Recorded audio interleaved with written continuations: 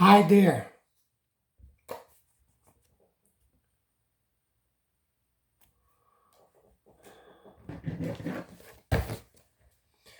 Question 41. Where is the moral law summarily comprehended? The moral law is summarily comprehended in the Ten Commandments. Question 42. What is the sum of the Ten Commandments? The sum of the Ten Commandments is to love the Lord our God with all our heart, with all our soul, with all our strength, and with all our mind, and our neighbor as ourselves. Question number 43. What is the preface to the Ten Commandments? The preface to the Ten Commandments is in these words. I am the Lord thy God, which have brought thee out of the land of Egypt, out of the house of bondage. Question 44. What does the preface to the Ten Commandments teach us? The preface to the Ten Commandments teach us that because God is the Lord and our God and Redeemer, therefore we are bound to keep all His commandments. Question 45.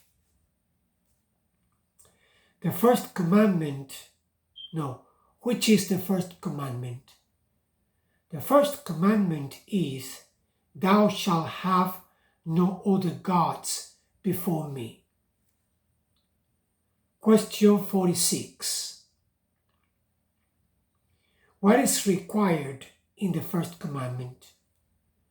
The first commandment requires us to know and acknowledge God to be the only true God and our God, and to worship and glorify Him accordingly. Question 47. What is forbidden in the first commandment? The first commandment forbids the denying or not worshipping and glorifying the true God as God and our God, and the giving of that worship and glory to any other, which is due to Him alone.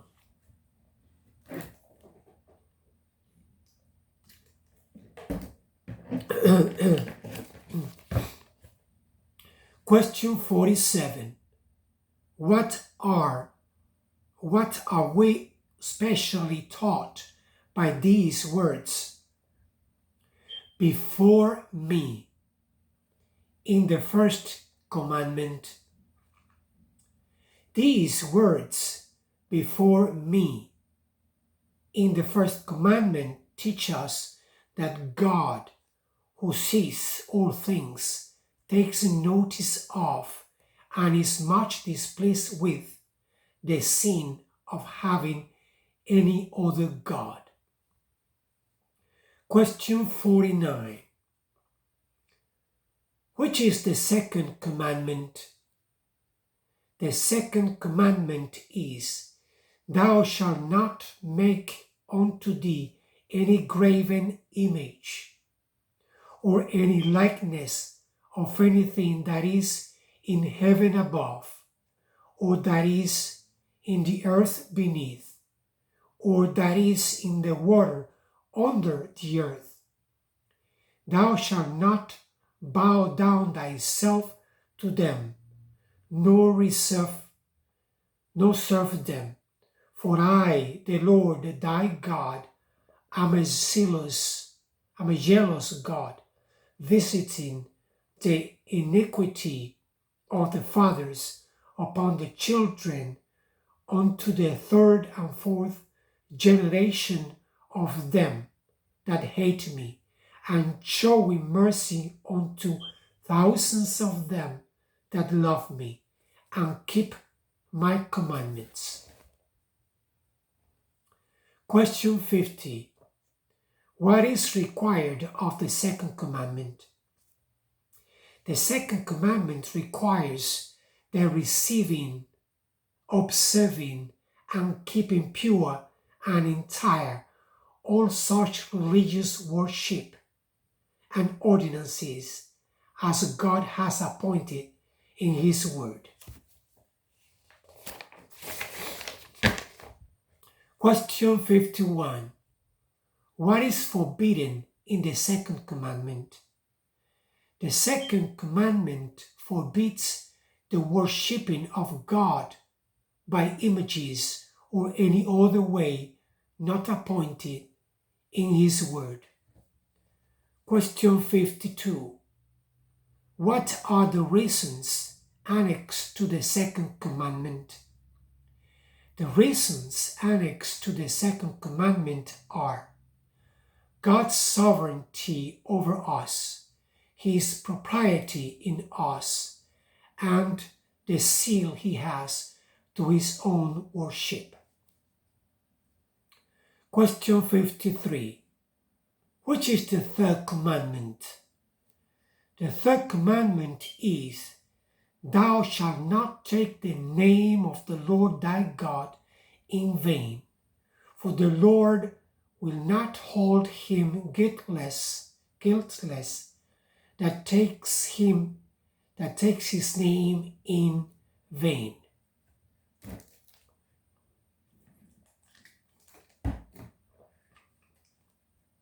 Question 54. What is required in the third commandment? The third commandment requires the holy and reverent use of God's names, titles, attributes, ordinances, word, and works. Question 55. What is forbidden in the third commandment? The third commandment forbids all profaning or abusing of anything whereby God makes Himself known. Question 56. What is the reason annexed to the third commandment? The reason annexed to the third commandment is that, however, the breakers of this commandment may escape punishment from men, yet the Lord our God will not suffer them to escape His righteous judgment. Question 57. Which is the fourth commandment? The fourth commandment is, Remember the Sabbath day, to keep it holy. 6 days shalt thou labor, and do all thy work. But the seventh day is the Sabbath of the Lord thy God. In it thou shalt not do any work, thou, nor thy son, nor thy daughter, thy manservant, nor thy maidservant, nor thy cattle, nor thy stranger that is within thy gates. For in 6 days the Lord made heaven and earth, the sea and all that in them is, and rested the seventh day. Wherefore the Lord blessed the Sabbath day and hallowed it.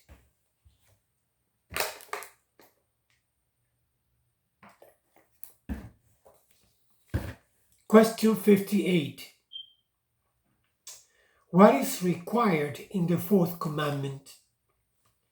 The fourth commandment requires the keeping holy to God such the times as he has appointed in his word expressly one whole day in 7 to be a holy Sabbath to himself.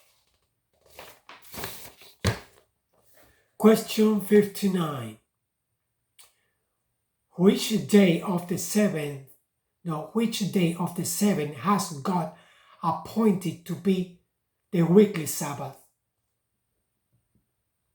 From the beginning of the world to the resurrection of Christ, God appointed the 7th day of the week to be the weekly Sabbath, and the first day of the week ever since, to continue to the end of the world, which is the Christian Sabbath.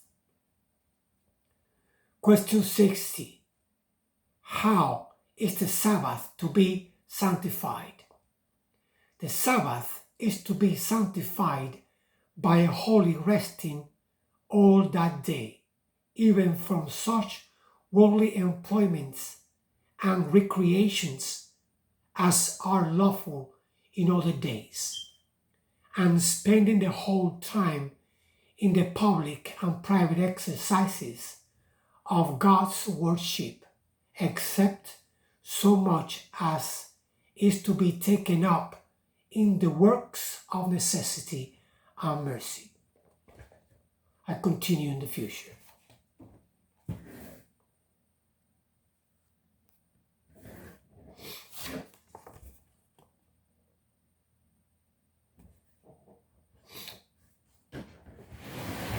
Now, I'm going to read a short article that you can find in a book published in 1989 called Chronicle of America. I'm going to show you how it looked like.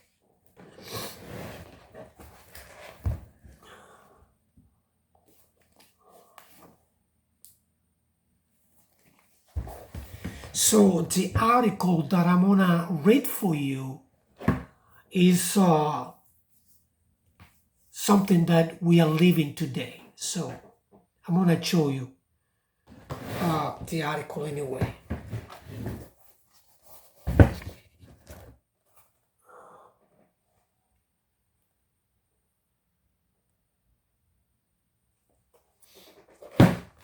Okay. It's United States, September 1918. Spanish flu strikes 1/4 of a nation.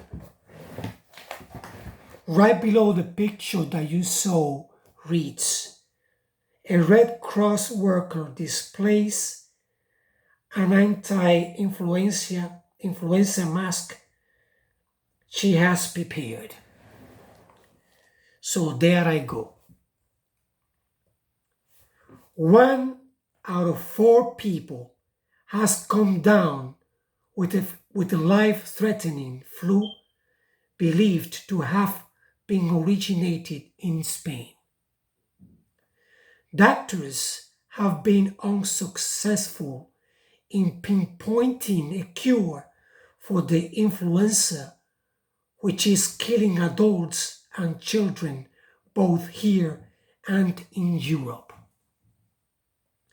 The Boston Stock Exchange and public buildings in several cities have been closed. In some cities, people are required to wear the gas masks in public. Philadelphia druggists are charging up to $52 for a gallon of whiskey because it is popularly believed to be a cure for the flu. Other dubious remedies include applying onion paste to the chest and walking outdoors in the nude. In New York City alone, 400 children whose parents have died are in the care of city officials.